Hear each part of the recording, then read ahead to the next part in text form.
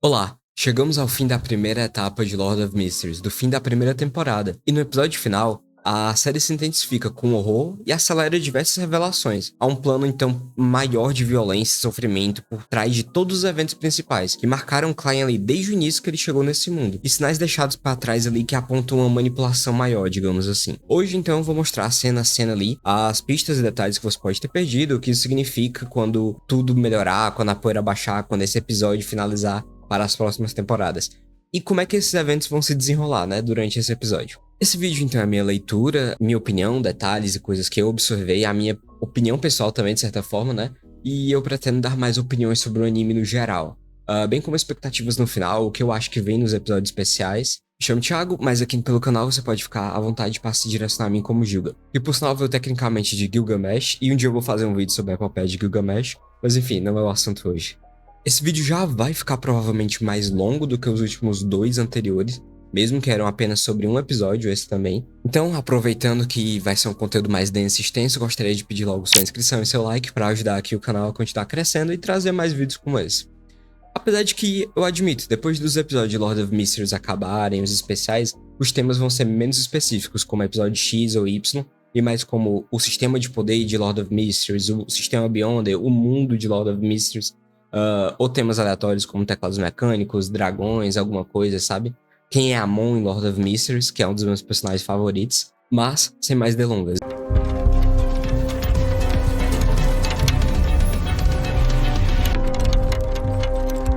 Encarando o último episódio normal ali de Lord of Mysteries, de cara temos Leonard e Klein. E Dan Smith também se encontrando ali em um lugar que eles conseguem fugir de Megosa, se encontram em um corredor. Megosa já está completamente mutacionada, já virou um monstro horrendo. E a moça grávida, Megosa, parece ser muito forte após essa transformação. Aqui já temos uma pequena diferença na novel, que eu acredito que eles estenderam o combate de uma forma mais dinâmica, né, do que foi na novel. Obviamente, isso não é um ponto negativo, falando assim no sentido que em uma animação é comum que o público queira ver mais ação, né, desde que o restante seja bem executado. Basicamente porque na novel o combate inteiro se passa naquele primeiro ambiente, que ele é bem grande e funciona bem. Aqui no Donra já temos cenas de luta em perseguição em corredores, em outros pontos da sede dos Nighthawks. Mas eu acho isso legal, é beleza. Então, quando eles fazem isso, deles perseguirem dentro dos corredores, ficarem correndo ali dentro mesmo, a luta, eles estão até impedindo isso de se alastrar para um local exterior, então faz todo sentido. E a luta vai se intensificando, porém Klein prepara ali um ritual de rezando para a deusa da noite eterna. Eles vão lutando, fugindo, atirando contra Megosa, mas Klein faz esse ritual para tentar prender Megosa. Mesmo assim, os esforços foram realmente longe do suficiente, estava muito no início ainda, e Leonard está usando o artefato do vaso sanguíneo ladrão, né? Mas a chance desse artefato funcionar e conseguir roubar uma habilidade, deixando ali o inimigo um pouco debilitado, são relativamente baixas, então ele tem que usar constantemente até finalmente ter esse sucesso. E ele vai tentando, porém sem nenhum sucesso. Em um determinado momento, o ser horrendo que um dia foi Megosa, ele está em um salão grande ali dos Nighthawks, e Dan Smith diz que vai cuidar dela primeiro. Ele, inclusive, pede que os dois se afastem um pouco. E um ponto importante que muitos podem não ter certeza, né? No momento que a Megosa chegou, foi um dia qualquer ali, um dia qualquer de trabalho deles, então normalmente só tá entre 3, 4 Nighthawks presentes. No caso desse episódio, temos 4, né? O Klein, o Dan Smith e o Leonard. Porém, a Cicatron também, mas ela fica ali defendendo o portão de Shandes, né? Que está com diversos artefatos selados, surtando ali devido à presença de um deus maligno querendo aparecer. Eles não disseram isso diretamente, mas eu lembro que na nova foi assim. Aqui ela só ficou presumido que isso estava acontecendo, que ela estava ocupada com outra coisa. Mas o motivo tecnicamente foi esse. Que esses artefatos, se eles não fossem contidos, eles seriam um problema ainda maior, né? Como Kenley e o Velho Neil morreram recentemente, ainda não haviam novos funcionários. Então, muitas coincidências contribuíram para uma situação complicada. O Dan pede que o Klein e o Leonard esperem 10 segundos depois que ele começar a lutar contra a Megosa, antes que os ambos possam agir e tentar ajudar ele. E a gente tem um momento mais emocional aqui, né, onde o Dan Smith, ele sente que todos os companheiros Nighthawks com quem ele já trabalhou e amigos que já morreram estão com ele ali naquele momento, pois ele também absorveu a maioria de suas características Beyonder, e ele começa a entrar nesse combate mortal de uma forma bem direta. Afinal, ele tá enfrentando um ser que certamente é bem mais forte do que ele, e o único apoio que ele tem de verdade, além do Leonard e do Klein, é o artefato das cinzas da Santa Selena. E a contagem começa. Enquanto o monstro Megosa não para de se transformar e ficar mais forte e assustador assim, O Dan Smith conta até 10 enquanto ele usa os artefatos das cinzas da Santa Selena contra Megossi. O artefato ele fortemente afeta aquela aberração que é completamente selada quase, mas o Dan Smith sofre um golpe terrível assim de Megossi. Ele ainda segue vivo, mesmo tendo se aproximado de Megossi antes dela estar selada, o que também está afetando ele negativamente, né?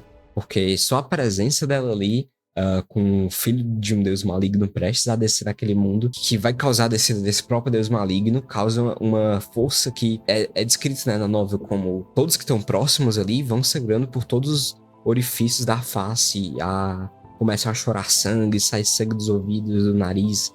Então, é algo... Só a pressão espiritual daquilo ali causa muito dano, né? E Klein e Leonard segue em frente. Logo assim que acaba os 10 segundos, o Dan Smith se fria um pouco, mas ainda assim eles vão lá. Onde eles podem prosseguir de uma forma um pouco mais segura devido à ajuda de Dan Smith selando ela com as cinzas. Klein, então, na primeira oportunidade, ele usa um dos 2 amuletos do sol que ele fez, com base no amuleto do sol mutacionado. E com esses 2 amuletos, ele consegue infligir grande dano ali em Megossi, quando explode aquela explosão solar, causando um poder purificador extremo e muito poderoso. O corpo de Megossi aparentemente explode, né? Ou quase explode. E é grandemente afetado por esse poder. Entretanto, Megossi desaparece. A gente não sabe se ela foi evaporada. Porém, logo Klein sente o perigo e vê que seu coração está sendo atacado diretamente. Megossi sobreviveu. Não só sobreviveu, como ela parece estar continuando a ficar mais forte. Ela é extremamente ágil, então ela conseguiu de alguma forma evitar aquele golpe. Ela também tem bastante resistência. Então, o amuleto do sol... Um dos amuletos formados a partir do amuleto do sol mutacionado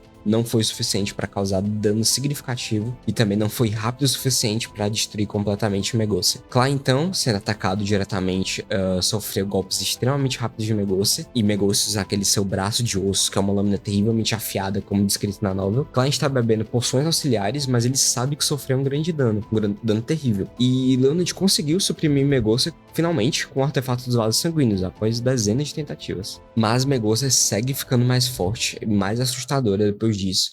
O seu filho foi se fortalecendo e está prestes a nascer. Então a cena muda, aparecem cidadãos correndo ali, evacuando, porém um homem em particular parece esquisito e diferente dos outros. Com hobbies de um sacerdote e emblema da deusa da noite eterna, ele se aproxima. Ele passa pela barreira de espiritualidade e a luta volta ali onde estava. Leonard, então, acaba sofrendo um poderoso golpe e desmaia. Não fica certo se ele tá vivo ali ou não. Klein segue então lutando e tentando sobreviver e tentando derrotar a ameaça a Tingen, né? E fica cortando constantemente, variando entre a cena de luta e a cena desse homem misterioso se aproximando. Klein então chega e pula de frente para Megossi, e usando as suas cartas de tarô, ele tenta atacar ela usando as cartas de tarô, as adagas de papel, né? Mas ele só sofre mais golpes terríveis que o afetam. Dan Smith, ele acorda e com muitos sinais de perda de controle, assim, no sentido dos seus vasos sanguíneos protuberando devido à influência maligna, espiritualidade, o uso prolongado de um artefato poderoso e dos seus poderes. Mas ele consegue usar as cinzas da Santa Selena mais uma vez para lidar com Megossi. Klein aproveita a chance ali para tentar usar o outro amuleto. Porém, a onda de energia de Megossi e do bebê, prestes a nascer, ele afeta toda a cidade, causa um terrível, assim, tumulto e fere mais ainda Klein, Dan Smith, causando tumultos na cidade, só com aquela onda, aquela energia esquisita. E o bebê já está chorando, ele está prestes a surgir naquele momento. Dan Smith também em um estado terrível, começa uma última tentativa de parar Megossi. Ele se aproxima com seu charuto em mãos e com a cinza de Santa Selena na outra. Dan Smith então atinge seu próprio coração com sua mão,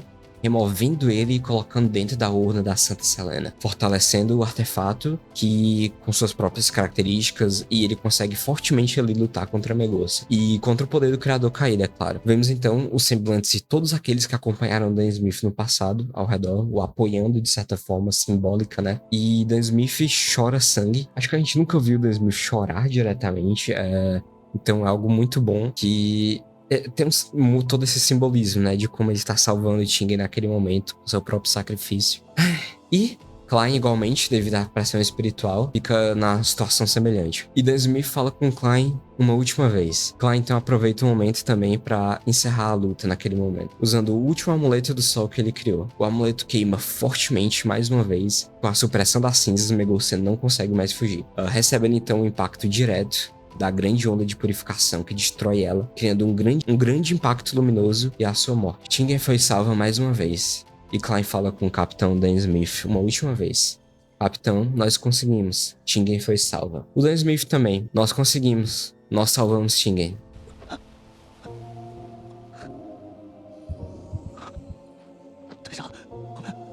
我们成功了，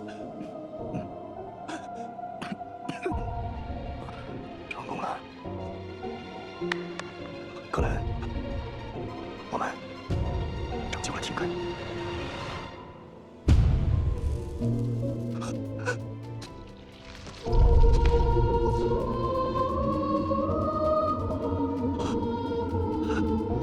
E depois disso, Dan Smith cai com seu coração na urna, vendo Klein uma última vez, se lembrando de Dali, na qual ele chama e fala o seu nome. Klein se arrasta até Dan Smith, tenta usar uma poção ali, mas obviamente sem nenhuma chance. Afinal, seu coração tá nas urnas. Klein tenta se mover para pegar, inclusive, esse coração nas urnas. Talvez ele tenha pensado que existia alguma forma ainda de salvar, assim. E ele vê uma mão, de repente, atravessar o seu próprio corpo, tirando o seu coração pra fora, através da mão que ele vê por baixo. E com um golpe fatal e terrível, o Mastermind, a mente por trás de tudo que tá acontecendo, chega.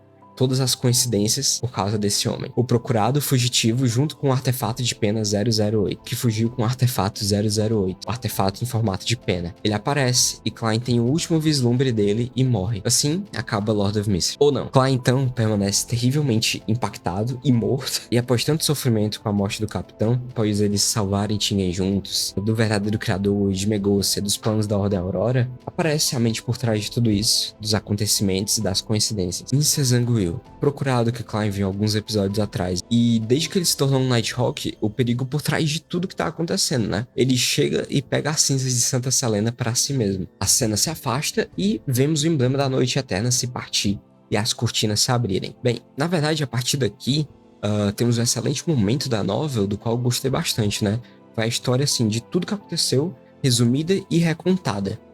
Recontada não pelo Inicia Zanguil, mas pela pena do artefato 008, mostrando também um pouco a perspectiva desse homem. A pena, que parece ter uma vontade própria sobre como ela fala sobre como ela foi oferecida a liberdade pelo Inicia Zanguil, e como ele queria obter as cinzas de Santa Selena. A pena fala que os mortais que a obtêm sempre querem alguns desejos e ela não se importa com isso, e ela segue sua história. A partir daqui, tudo é recontado e explicado pela essa maligna perspectiva que manipulou tudo. Ou melhor, pela perspectiva da ferramenta, o homem maligno que manipulou esses eventos. O Klein original e seus dois amigos ricos que cursavam a história com ele obtiveram o caderno da família Antígonos e eles morreram, influenciados pelo caderno. Eles se mataram. O Klein original, antes de se matar, devolveu o caderno para Ray Bieber, né, o descendente da família Antígonos. E o artefato cita sobre como ele precisa criar coincidências coerentes para poder manipular o destino. Lá então atira em si mesmo, o Klein original, antes da transmigração. Curiosamente, por razão desconhecida para o artefato e para Inicia Zanguil também, Klein não morreu.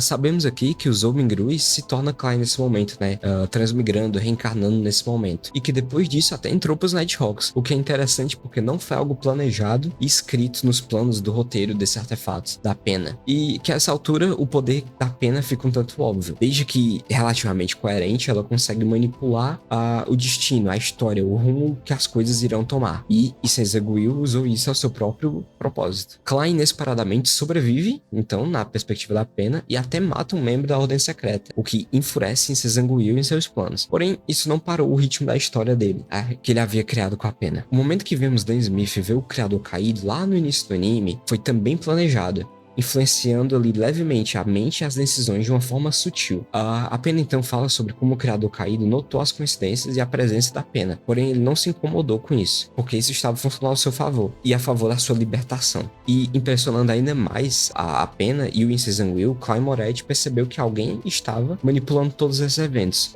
alguém estava sendo a razão por trás dessas coincidências. E Klein ajudou inclusive Dan Smith a conhecer o método da atuação, ou seja, isso atrapalhou os planos do Inicia Zanguil, já que ele queria que Dan Smith não tivesse uma boa digestão na poção, afetando também ali seu estado mental e sua força no geral. Assim, Inicia Zanguil teve uma ideia de mudar seus planos para poder afetar mais a mente de Dan Smith. Ele causou a morte de Kenley, fazendo Klein até duvidar da índole de Dan Smith. Ele era um vampiro, um monstro, alguém perdendo o controle, bebendo sangue de Kenley, que a gente agora sabe que não. Ajudava a impedir o progresso da digestão de Dan Smith, no momento que ele sabia que Dan Smith iria querer beber o sangue de Leonard Kenley absorver sua característica, trazendo um pouco de dificuldade na sua tomada de decisões. E com sua mentalidade mais afetada, ele seria mais facilmente manipulado pelo controle da pena, tomando a decisão perigosa de remover as cinzas da Santa Selena do portão de Shannis. Assim, Incizanguil pudesse obter o artefato. Vemos então Incizanguil matar Klein Moretti sobre a visão da pena e como ele influenciou todos os acontecimentos até então. Incizanguil então realiza um ritual. Ele consome a cinza de Santa Selena depois desse ritual, que era também a característica Beyonder da Santa Selena. Ela era uma Beyonder de sequência 4 do Caminho do Sem Sono, especificamente uma Vigilante da Noite, a Vigia da Noite, né? Na sequência 4 é o nome da poção. Assim, ele se torna um Beyonder de sequência 4 também, um semideus. A pena continua, ela fala sobre como o sol se nasce em Tingen novamente. Quase ninguém na cidade percebeu, mas todos eles escaparam de um grande desastre mortal. O desastre de Tingen, então, se encerra com os heróis Dan Smith e Klein, que ajudaram a derrotar a Megosa transformada e o Criador caído. Entretanto, não puderam derrotar o Mastermind por trás de tudo, com a pena que manipula o destino e as decisões das pessoas. Incizanguil. Vemos então, depois de um tempo, a Cicatron e o Leonard, que parecem ter sobrevivido e estão em angústia pela morte de Dan Smith e Klein, especialmente Leonard. Ele lê a carta que ele recebeu, a igreja então diz que já sabe sobre quem é o culpado e que os Luvas Vermelhas já estão atrás deles. Leonard então decide entrar nos Luvas Vermelhas, uma unidade de elite dentro dos Nighthawks, que enfrentam perigos ainda maiores, mas também tem oportunidade de progresso. O seu provável objetivo com isso é se vingar e matar Incizanguil e Lanevos. Logo depois, Benson e Melissa aparecem, né, conversando ali, e percebemos que no entendimento da população no geral, o que aconteceu ali, aquele tumulto no céu e tal, foi algum tipo de ataque terrorista de um criminoso. Mas, felizmente, a polícia conseguiu impedir a crise. Melissa, então, conclui que por isso o Klein podia estar se atrasado, né, e meio nervoso esses dias. Mas Benson a tranquiliza dizendo que o Klein é somente um consultor histórico para uma agência ligada à polícia. Ele não enfrentaria criminosos diretamente, certo? Bem, mal sabem eles. Mas eles estavam tranquilos ali e se animando. Eles estavam esperando por Klein. Entretanto, um tempo depois, quem chega na porta não é Klein. Quando Melissa pergunta animada se é Klein. Melissa então imediatamente percebe que tem alguma coisa errada e escuta de Leonard que Klein havia morrido. Morrido como um herói, ajudando a salvar as pessoas contra o criminoso. Os tickets de Melissa para ver o show do Conde caem, bem como a animação de Benson e Melissa naquele momento com essa notícia. Chega então a hora do funeral. A cena corta, né? Vemos Melissa com os artefatos de Klein, o relógio do pai deles e o apito de cobre. Enquanto a Dali está ali, lá em Backlund, na chuva, entristecida pela morte de Dan Smith, principalmente, e também de Klein, dos acontecidos. Ela não está no funeral, porque ela estava em Backlund, ela não ia conseguir sair agora. E a essa altura já percebemos que Dali e Dan Smith tinham alguma ligação especial, alguma coisa a mais ali. E o enterro começa, então, sob os cantos da deusa da noite eterna. Melissa enterra Klein junto com o apito de cobre do Senhor Azik. Temos então todos os funcionários ali que sobraram vivos dos Nighthawks, Beyonders quanto os sem poderes, a família de Klein, fazendo ali o cântico para a noite eterna. O único escape é a tranquilidade. Apesar da tristeza desses momentos, né, são nesses únicos momentos assim que vemos um pouco sobre a religiosidade desse mundo, né, como religiosamente a noite eterna, apesar de falar dela reinar sobre a escuridão, sobre a má sorte, ela também significa tranquilidade, paz, calma, purificação, o descanso final. Bem, mesmo a relação familiar não tendo sido tão aproveitada assim no anime, tendo aparecido mais na versão chibi, e também de uma forma um pouco à parte da história do anime, do Donghua no geral, ainda assim, eu que já vi esse momento uma vez ao rever agora, com essa animação, com esse anime, com a arte que ele tem, as trilhas sonoras impecáveis, não pude deixar de chorar de novo nesse momento. Foi simplesmente muito bom. O peso da cena, as expressões de angústia dos personagens, tudo muito bem colocado. Mas, além de tudo, além daquela cena um pouco mais longe ali, temos um observador silencioso, o Senhor Azik. Ele voltou para Tingen após receber a carta de Klein. Infelizmente, ele não chegou a tempo de o salvar. Ele pede então desculpas, mas diz que ele sabe quem é a pessoa por trás de tudo isso. Tem mais um pouco ali de ambientação, da casa de Klein, do seu quarto, do retrato de sua família, o Leonard ainda em luto. A morte de Klein da Smith foi um evento que marcou muito, principalmente 4 personagens ali no final, né? 5, na verdade. Leonard, Melissa, Benson, Azik e a Madame Dali. É claro, todo mundo mundo sentiu o impacto, os efeitos, os sacrifícios recentes que tiveram acontecido, especialmente entre os Nighthawks. Acaba o período de chuva, acaba a chuva e o sol clareia mais uma vez tudo ali. A luz volta. Começamos a ouvir então, de repente, enquanto vemos a cidade, Ornatis flagrea, Ornatis flagrea. E o túmulo de Klein treme e onde não há ninguém ali, Klein aparece em uma visão espiritual, de repente aparecendo e vendo o topo da montanha Ornatis. A névoa cinzenta então se expande de repente em sua consciência, no seu espírito, e Klein sente o seu corpo se restaurando, tal como no dia que ele estava se restaurando no momento que ele transmigrou para esse mundo, no momento que o Klein original atirou em si mesmo. O castelo então do Clube do Tarot se restaura ali no espaço da névoa e Klein se vê vivo novamente naquele espaço e aproveita para ele perceber que ele reviveu, ele aproveita que ele está naquele espaço para fazer uma divinação. O seu pêndulo e o apito foram enterrados juntos, então ele está com o pêndulo e o apito ali próximos dele, uma cópia espiritual, né, naquele mundo. E nesse momento esse personagem segue uma perspectiva muito única dele, né, na qual nos lembramos que ele não é Klein, o original, é um transmigrador, é o Zhou Mingrui, que se adotou como Klein, resolveu adotar essa nova identidade para si e se aceita como Klein, mas que sequer compreende quem ele exatamente é, porque ele está revivendo. Ele sente que ele poderia ser simplesmente um espírito maligno ali naquele momento que voltou por vingança. O que faz muito sentido, a identidade desse personagem é muito complexa. Ele se tornou Klein, mas era Zhou Mingrui de outro mundo, mas ele chega também com as memórias de Klein, ele se afeiçoou àquele mundo, aquelas pessoas, Adam Smith, Leonard, de todos os demais Nighthawks, o velho Neil, mas nesse momento o que ele mais sente é um sentimento de raiva, de vingança, porque se tem um sentimento que ele tem realmente agora é raiva, é o ódio, é a frustração, uma vontade de se vingar contra o mastermind por trás de tudo, Incezanguil e também Lanevos. Vemos então a conclusão dos eventos formados na mente de Klein. Ele está certo de que as coincidências vieram do artefato 008 que foi manipulado pelo Incezanguil. Tudo isso para obter as cinzas de Santa Selena. E o alvo dele nunca foi Klein de fato. Klein então começa a adivinar a localização de Lanevos, oportunidades para que ele fique mais forte, e como resposta para as duas divinações, Klein tem como resposta Backlunge. Então, Klein passa por um momento de difícil, uma decisão, mas antes de fazer essa decisão final, Klein vê o túmulo de Dan Smith, depois de sair do seu túmulo e disfarçar irregularidades lá. Klein aqui demonstra um momento de respeito absoluto e vontade de vingar o seu capitão, que tanto ajudou nesse mundo, né? E que morreu como um guardião, salvando Tingen. De longe vemos, então, a casa dos irmãos Moretti, Melissa e Benson, claramente de luto ali, os dois se sentindo sem rumo. Klein os observa de longe e se esconde atrás de uma árvore. Na nova até vemos o pensamento dele, né? Mas isso fica claro aqui no anime também. Ele queria muito ir falar com eles, mas além disso revelar o mundo Beyonder, pode os colocar em perigo maior. Klein então faz a sua escolha: se afastar dos irmãos e seguir em seu rumo de vingança e de um dia voltar para o seu mundo. Klein e Melissa estão andando, Benson e Melissa estão andando na rua, pois eles precisam disparar um pouco, fazer algumas compras e parecem estar em um momento ali de possível mudança. Afinal, o irmão deles, que os via e viveu com eles todos os dias, se foi. Benson e Melissa então estão andando, pois precisam disparar um pouco, fazer algumas compras, parecem estar em um momento de possível mudança emocional e de local física. Afinal, o irmão deles, que os via e viveu com eles todos os dias, mesmo que ele fosse o novo Klein, ele também se afeiçoou muito a eles, e os irmãos sempre consideraram o próprio Klein, né? Mesmo com pequenas mudanças que tiveram. Afinal, o Klein ainda tinha as memórias do Klein original, não mudou tanto. E eles se consideravam irmãos de verdade, né? Pra mim, essa parte, junto com a de Dan Smith, foi a que pegou mais, assim. Eles estão próximos de um circo ali, enquanto eles andam, e logo aparece uma brisa e alguma coisa chama a atenção de Melissa, né? Tem uma apresentação de um circo próxima dali, e um estranho palhaço parece estar fazendo um pequeno show ali, onde vemos confetes e flores se espalharem ali em volta dos irmãos, e próximo ao circo. O palhaço, ele parece extremamente exagerado, com roupas muito extravagantes de um palhaço. Ele se aproxima e aos poucos, com um buquê de flores amarelas, flores que simbolizam felicidade, ele sorri. Era um sorriso feliz, um sorriso extravagante, um sorriso ridículo.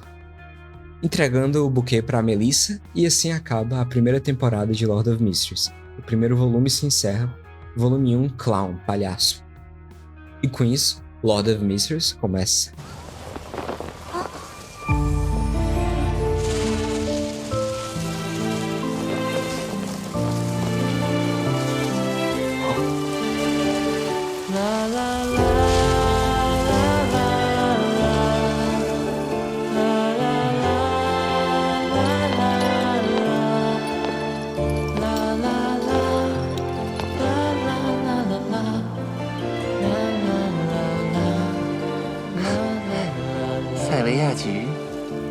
象征着快乐。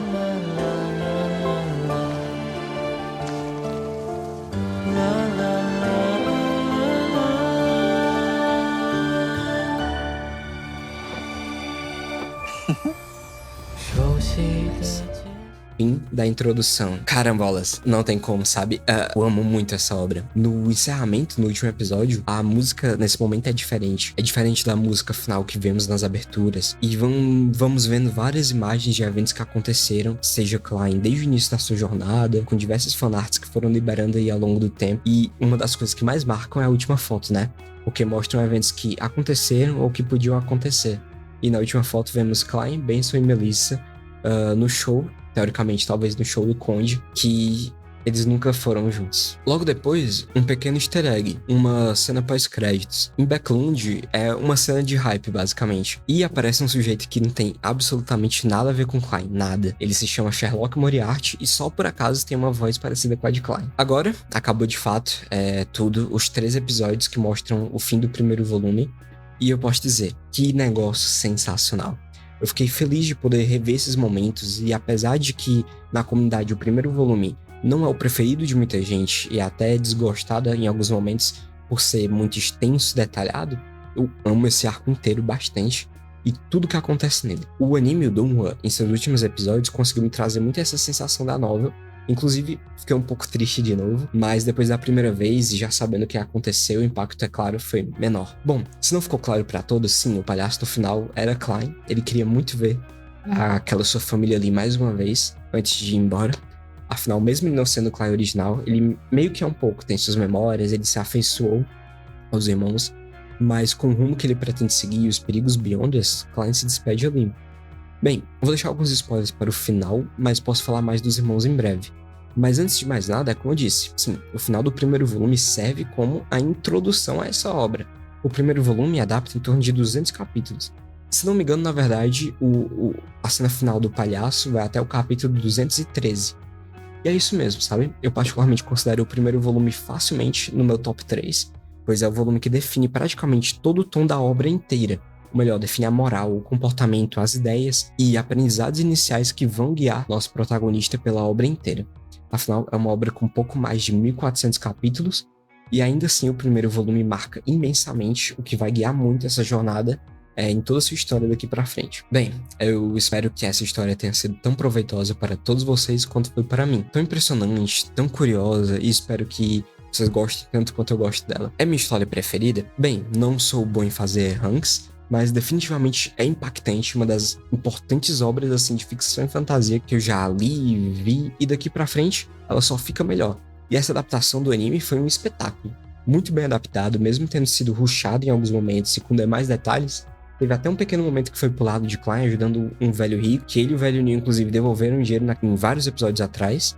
Tem um pequeno arco com ele ali, e com um leve aprofundamento na política local, que também se relaciona com os eventos de população de Tingen sofrendo, basicamente. Talvez tenha algo disso nos episódios especiais, ou a explicação sobre como, com a morte de Klein, os irmãos Moretti receberam um valor auxílio da Igreja da Noite Eterna, de 5.000 pounds.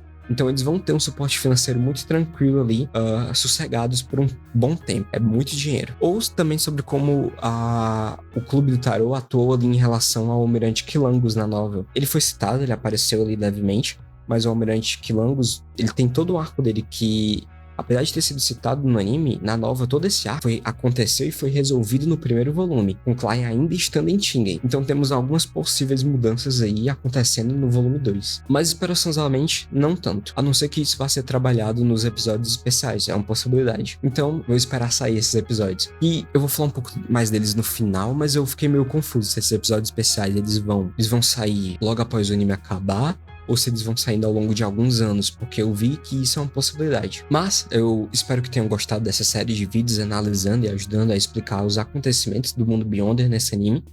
Espero que tenha sido útil, e não vai acabar agora o canal assim, até porque apesar de por hora só ter vídeo de Lord of Mysteries, é sobre o mundo geek no geral, ainda tem muito mais por vir, inclusive mais de Lord of Mysteries. Tem ainda 2 episódios especiais que eu espero que tragam mais coisas que pularam ou que mostrem um pouco o volume 2. E, com o fim dos episódios principais, ainda vou falar aqui mais do mundo de Lord of Mysteries. Sem os episódios pra cobrir fica mais fácil fazer. Já tô me coçando pra fazer já tem um tempo. Tanto o vídeo sobre o mundo de Lord of Mysteries quanto o vídeo sobre a sequência de Lord of Mysteries. Mas admito, é um canal novo e eu mesmo vou editando, então aqui no ritmo que eu consigo. Por hora antes era um vídeo a cada 2 semanas, agora um por semana parece ok. Mas é isso. Aproveitando, eu agradeço demais se puder dar aquela ajuda no canal, se inscrevendo, deixando like, e ajuda bastante mesmo, realmente. E motiva a continuarmos trazendo esse conteúdo legal. Sobre expectativas para a Season 2, nossa, elas estão lá no alto assim demais.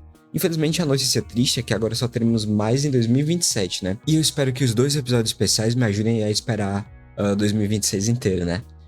Parece que um deles vai sair em 2026 e o outro vai sair no outro ano, pelo menos é a informação que foi solta aí, né? Mas já tem programação pro anime acabar em 2035, a história completa. Então, até 2035, eles querem adaptar os 1.400 volumes, no qual a última saga, o último momento da história vai ser um filme. Então, eu tô muito animado. Eu sei que é um longo tempo até lá, 10 anos, né? Mas é isso mesmo, é uma história longa, com animação muito complicada.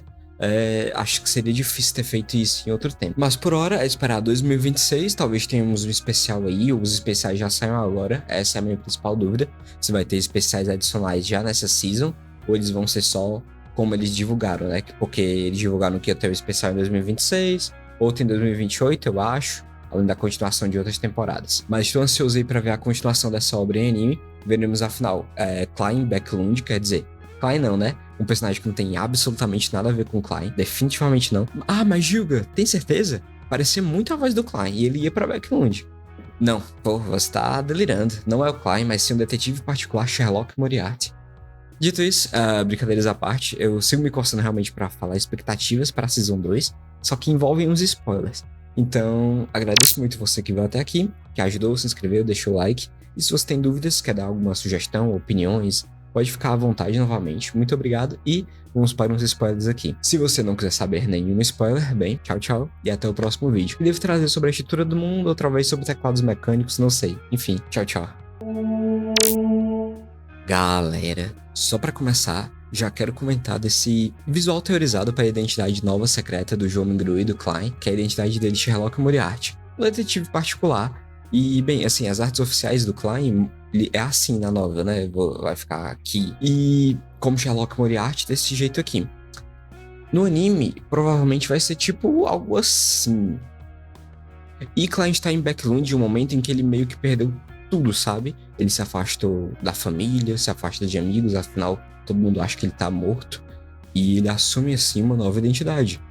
Eu simplesmente amo muito esse volume 2 também, porque ele representa muito bem a solidão com que Klein começa, né? Tentando se reerguer com o objetivo focal ali de vingança. Um dia se vingar do Incel Zanguil, procurando Lanevos para se vingar também. Que ele acredita provavelmente já ser forte o suficiente para lidar com Lanevos. Afinal, é sabido que o Lanevos é um sequência 8. E eu gosto muito desse recomeço de Backlund, em Backlund, porque é a principal cidade do reino de Lowell. E começamos então a nos aprofundar na política desse mundo. Não só nos males que a sociedade sofre, isso também vai ter bastante, mas também a política no reino, como as igrejas se relacionam com o reino. Então, como as coisas realmente rodam e funcionam por aqui, né? Como os Beyonders que não são associados às igrejas vivem. Afinal, Klein, teoricamente, ele não parece planejar voltar para a igreja, né, daqui. E realmente é o caso. Ele seria evidentemente suspeito por ter revivido. Vai querer explicar isso, quando ele mesmo não entende qual o segredo por trás da névoa cinzenta e por que ele tem esse poder. Klein então recomeça, mas com toda uma base moral, com seus objetivos construídos, né? E já sendo um Beyonder de sequência 8. E ele quer se fortalecer, ele quer avançar, tá trabalhando ali agora como um detetive particular, com uma nova identidade. Ele cria novas conexões, novos personagens antigos também. E spoiler aqui sobre a família Moretti, né? Então, se não quiser, já dá uma puladinha aí. Bem, uma preocupação que eu tive quando li a nova foi se a família Moretti voltaria a aparecer e se reunir com o Klein, sabe? Bem, se eu entrar no ponto da reunião ou não, pode ser um spoiler pesado. Mas não tanto, na minha opinião. Eu não vou falar disso a fundo, mas eu posso garantir que veremos mais sim ao longo da obra de Benson e Melissa. Bem como do Senhor Azik, os integrantes do Clube do Tarot e muito mais. Se tem uma coisa que não mudou em Klein, no seu novo início em Backlund, é o Clube do Tarot. Para eles, ele continua sendo o tolo, aquela imagem poderosa e misteriosa. Também teremos Leonard progredindo, se tornando um Luva Vermelha, né? Ele vai buscando pistas sobre como executar sua vingança contra o Lanayus, contra o Princess Anguil. Mal sabia ele que seu velho amigo Klein estava vivo e com o mesmo objetivo. E a gente vai ver isso aí nas próximas temporadas. E sim, eu queria muito também falar sobre o tom que a obra meio que toma daqui pra frente. O que é mais spoilers, mas é ligado ao tal do Sherlock. Como, por exemplo, a partir daqui, do volume 2, com Klein sendo Sherlock Moriarty, criando essa nova identidade para si, temos o início de algo muito interessante e particular dessa história, que ao longo dos arcos, Klein vai assumindo outras identidades, criando personas para si, que podem até ser reutilizadas, aparecem de novo, algo que eu sinto que vai interessar muitos outros também.